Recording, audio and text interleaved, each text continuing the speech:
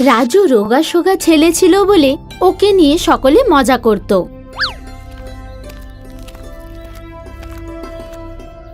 সুনাইনা, তুমি নিজের ছেলেকে কিছু খাওয়াও না কেন? মা, আমি ওকে সব কিছু খাইয়ে দেখে নিয়েছি, দুধ, মাখন, কলা, সব কিছু, কিন্তু এর শরীরে তো কিছু লাগেই না। এ একদম নিজের দাদুর ওপরে গেছে। উনিও এরই মতো রোগাসোগাই ছিলেন। কিন্তু ঠাকুমা, সকলে আমাকে বাঁশ বাঁশ বলে ডাকে। তুই রোগা তো, এতে তোর দোষটা কোথায়? বিকেল বেলায় রাজু নিজের বন্ধু নন্দুর সাথে বল নিয়ে খেলছিল। তখনই দুটো বড় ছেলে এলো। এই বলটা আমার। না, এটা আমার বল, কালকে আমার বাবা আমাকে এনে দিয়েছে। এতক্ষণ এটা তোর ছিল, কিন্তু এখন এই বলটা আমার। না, এটা আমার। আরে এই তালপাতার সেপাই, তুই আমাদের সাথে লড়বি? চল রাজু, আমরা যাই। না, এটা আমার বল। রাজু, আমরা নতুন বল কিনে নেব, তুই এখান থেকে চল এখন। নন্দু নিজের বন্ধুকে নিয়ে চলে গেল। মহা ভিতর ডিম, তাল পাতার সিপাই। এদের কথাগুলো শুনে রাজু খুব রেগে গেল, কিন্তু ওর কাছে করার কিছুই ছিল না। হতাশ রাজু পুকুরে নিজের ছবি দেখতে লাগলো, আর নন্দু পাশে বসে পুকুরে নুড়ি পাথর ফেলছিল। অনেকক্ষণ পরে, অনেক দেরি হয়ে গেছে, চল আমরা বাড়ি ফিরে যাই। তুই যা, আমি কিছুক্ষণ পরে ফিরবো। ঠিক আছে, তুই কিছুক্ষণ পরে চলে আসবি। নন্দু ওখান থেকে চলে গেল। বিকেল হয়ে গেছিল। রাজু ঘরে ফেরার সিদ্ধান্ত নিল। যখন ও জঙ্গলের মধ্যে দিয়ে যাচ্ছিল, তখনই ও একটা কলা গাছ দেখতে পেল, যেটা চকচক করছিল। রাজু ওই গাছের কাছে গেল, আর তারপর হঠাৎ করে গাছ বলে উঠল, রাজু, আমি জানি তুমি খুবই দুঃখে আছো, তাই আমি তোমাকে সাহায্য করতে চাই। একটা গাছ আমার কি করে সাহায্য করবে? রাজু নিজেকে চিমটি কাটল। রাজু, আমি সত্যি সত্যি কথা বলতে পারি, কারণ আমি একটা জাদু কলা গাছ, আর আমি সত্যি সত্যি তোমাকে সাহায্য করতে চাই। তুমি কি করে আমার সাহায্য করবে? এই দেখো, এই কলাগুলো দেখো, এই কলাগুলো হলো সব জাদু কলা। তুমি এগুলোর থেকে একটা কলা খেয়ে নাও, আর তারপর দেখো কি হয়। রাজু একটা কলা ভেঙে নিল, আর যেই রাজু কলার খোসাটা ছাড়ালো, তখনই চারিদিকে আলো হয়ে উঠল। আর যখন রাজু ওই কলাটা খেলো, তখন ওর শরীর নিজে থেকেই বেড়ে গেল, আর ও রোগা সোগা আর ছিল না, বরং অন্য ছেলেদের মতোই গোলুমলু হয়ে গেছিল।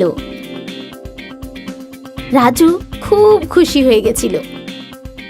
ধন্যবাদ, তোমাকে অনেক অনেক ধন্যবাদ। এখন আমি যখন তোমায় সাহায্য করেছি, তাহলে তোমাকেও আমায় একটা সাহায্য করতে হবে। হ্যাঁ হ্যাঁ, কেন করব না?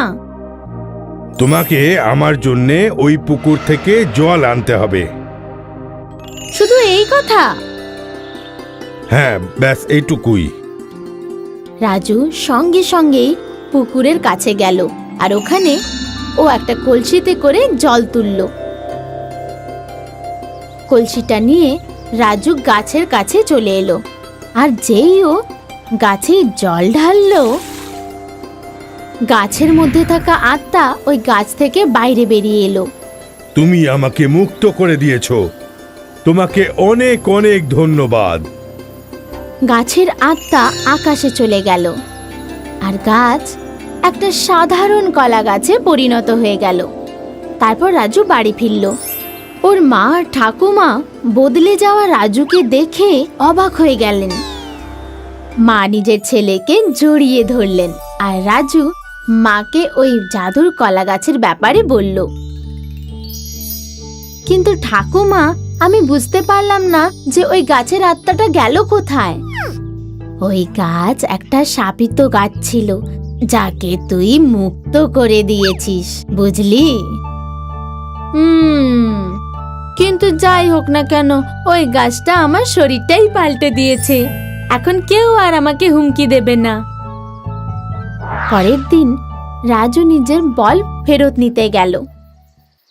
ও দেখল বলবান আর দীপক দুজনেই ওরই বলটা নিয়ে খেলছিল।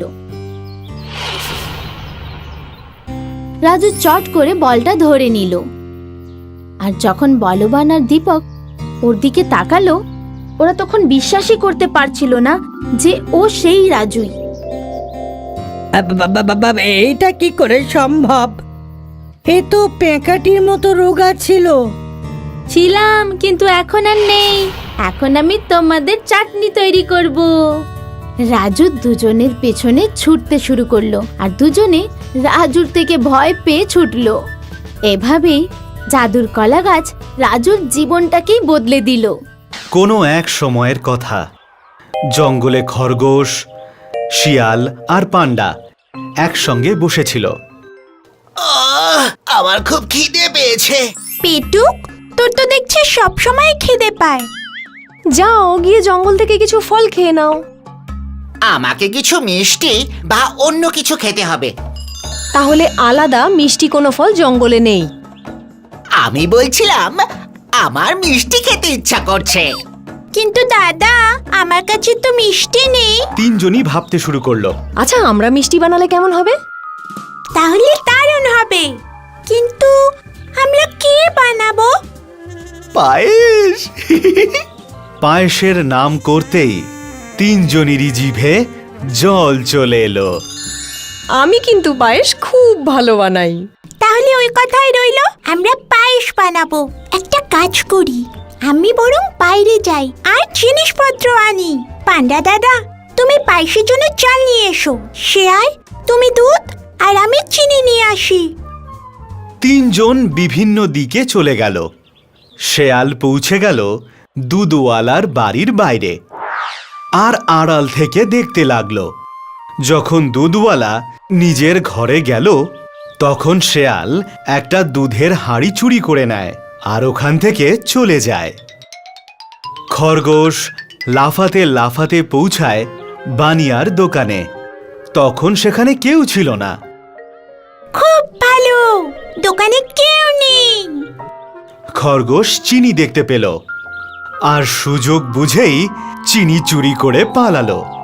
পান্ডা পৌঁছলো ধানের ক্ষেতে, আর পান্ডা কিছু ধান তুলে একটা বস্তায় ভরে জঙ্গলে চলে যায়।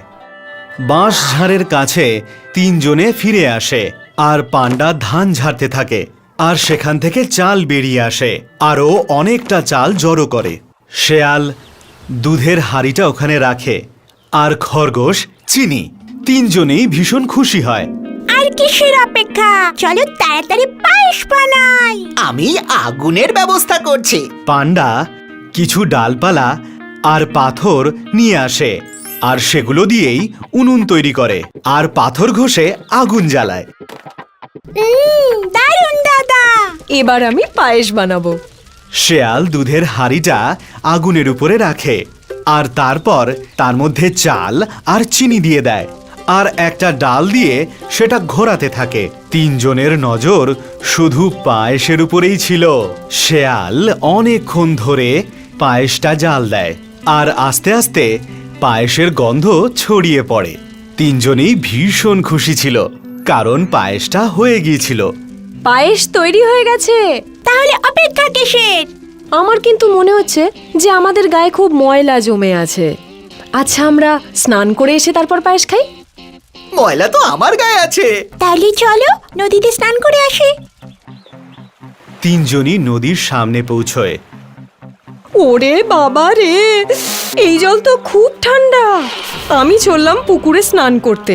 তোমরা দুজন স্নান করে পায়েস খেতে চলে এসো কিন্তু, ঠিক আছে? আচ্ছা ঠিক আছে, আমরা পৌঁছে যাব। খরগোশ আর পান্ডা নদীতে ঝাঁপ দেয় আর খেলা শুরু করে। দুজনে একে অপরকে জল ছেটাতে থাকে। চলো দাদা, আমারও তর্স হয়েছে না, আমরা গিয়ে বরং পায়েস খাই। তাড়াতাড়ি চলো। দুজনে যখন পায়েসের হাঁড়িটার কাছে পৌঁছয় তখন পায়েসের হাঁড়িটা দেখে দুজনে অবাক হয়ে যায়। হ্যাঁ, আমাদের পায়েস কে খেলো? আরে কিছুক্ষণ আগে তো পায়েস এখানেই ছিল। মনে হচ্ছে ওই শিয়ালটা আমাদের বোকা বানিয়েছে, ওই পুরো পায়েসটা খেয়েছে। তখন শেয়াল ওখানে পৌঁছলো পুকুর থেকে স্নান করে। এ কি, তোমরা পুরো পায়েসটা খেয়ে নিলে? আমরা তো পায়েস খাইনি, আমরা যখন এখানে পৌঁছলাম তখন হাঁড়িটা খালি পড়েছিল। কি, তাহলে এই পায়েসগুলো সব খেলো কে? ওরা তখন চিন্তায় পড়ল। আমার কিন্তু মনে হচ্ছে অন্য কোনো প্রাণী এই পায়েস খেয়ে গেছে। ছাড়ো, বাদ দাও, আমরা অন্য সময় পায়েস খাবোখন। শিয়ালের এমন কথা শুনে খরগোশের ওর উপর সন্দেহ হয়। পায়েস আমাদের মধ্যে কেউ খেয়েছে, কিন্তু কে?